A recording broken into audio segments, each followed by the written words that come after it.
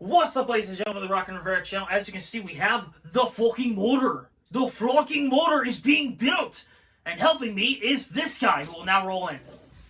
Matt Smith from Procar. And we're working on RPM restorations right now. Work on the motor. So, Matt, tell me. From Procar. Well, you used to work there. It's over. It's over. It happened. Yeah. You left because it happened. Don't know why you left. Don't care. But, anyway, so we're working on this now in RPM restorations. And he's taught me some things, which I'm going to now tell you, because it'll help you not blow up your damn motor. Which is good, right, Matt? Yeah, blown up motors are bad. Yeah, blown up motors don't make horsepower. They make shit. Unless you like to waste money.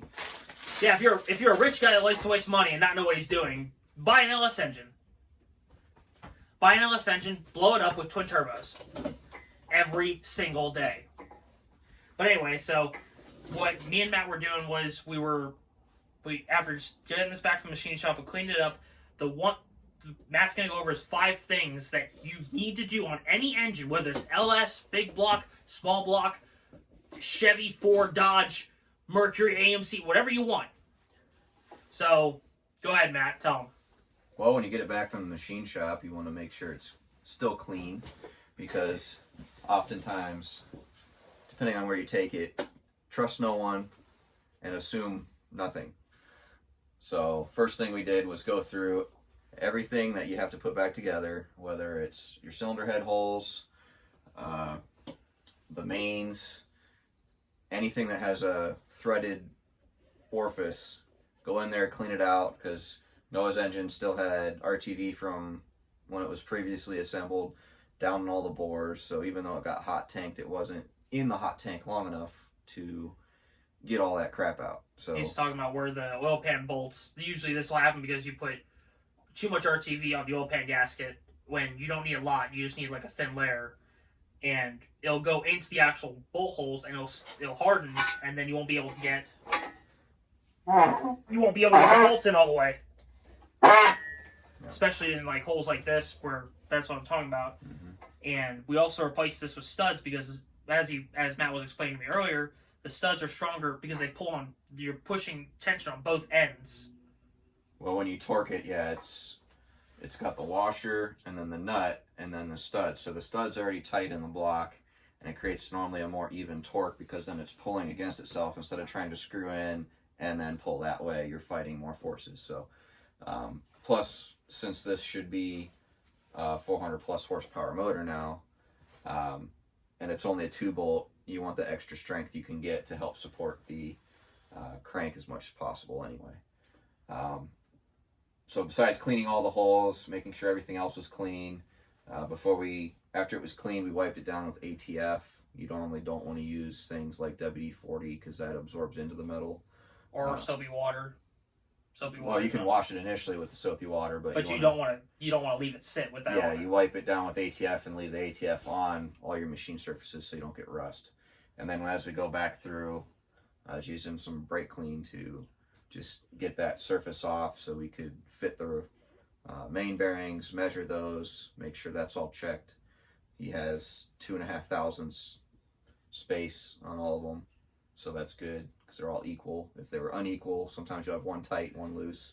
Swap those 2 bearings, remeasure it. A lot of times they'll balance themselves out. We still got to do that with the rod bearings yet. Yeah, but it does turn pretty good. I mean, it's got a little bit of resistance to it, but it still turns very nicely.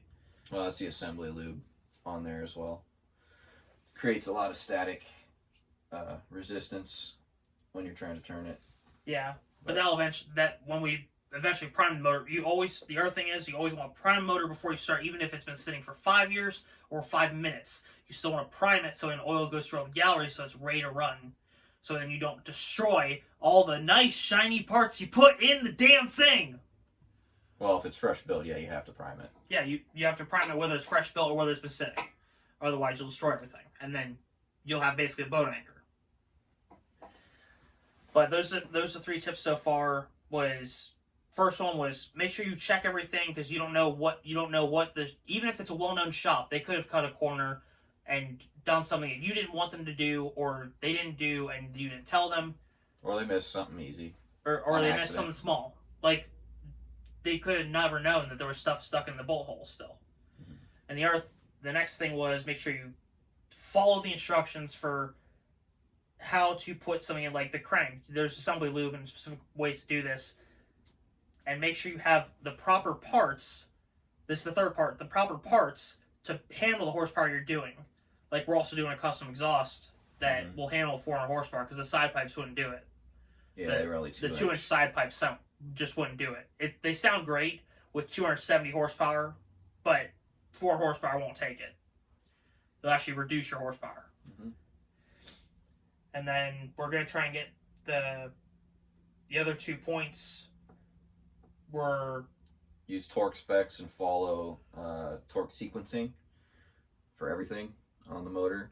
That way it has the best chance of living. Because if you have one thing torque too much, one thing torque not enough, things start warping and then gaskets start blowing out. Things will wear faster or wear differently than it should.